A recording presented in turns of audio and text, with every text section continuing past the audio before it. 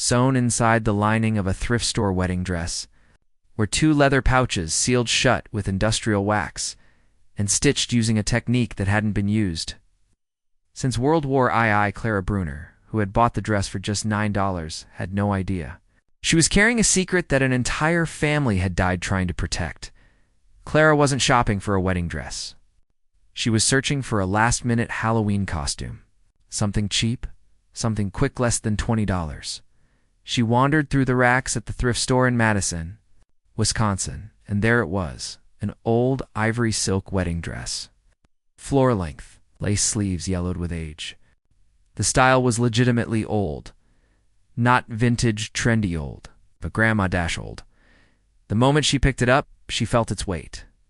Something about it felt wrong at home. She hung the dress behind her bedroom door and started steaming it to remove wrinkles.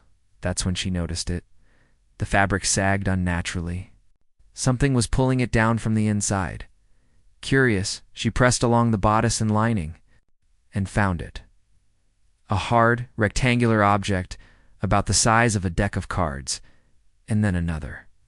Mirrored on the other side, her curiosity turned to caution. This wasn't accidental. Someone had gone to great lengths to hide these objects. The next day, Clara drove to the University of Wisconsin's textile archive. She had taken a course in textile history and remembered the school had an archive. Dr. Philip Ryder, senior curator, examined the dress carefully. His expression changed when he felt the lining. "This is a wartime concealment technique," he said. "Families fleeing occupied Europe would hide valuables inside clothing. The stitching and wax seals are very specific meant to keep the contents hidden and safe during border inspections." Back in her apartment, Clara had to see for herself.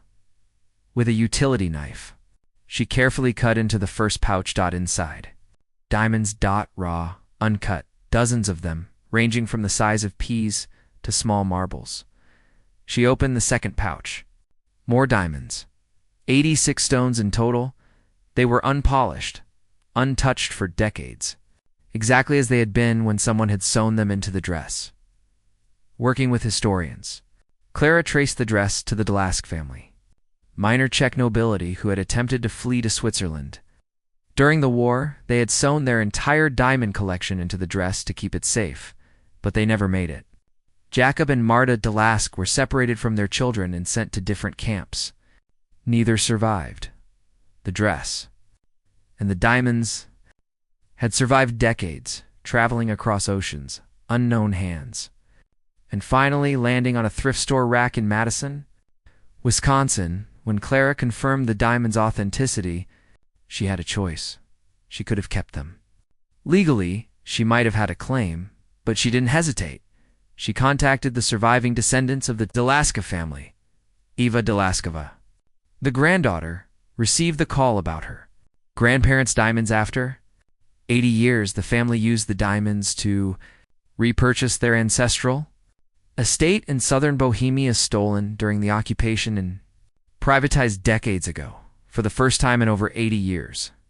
The Delask family regained their land, all because someone finally noticed the weight in a $9 thrift store dress. Asterisk, this wasn't just money. It was a family's last hope. Would you give it back? Tell me honestly.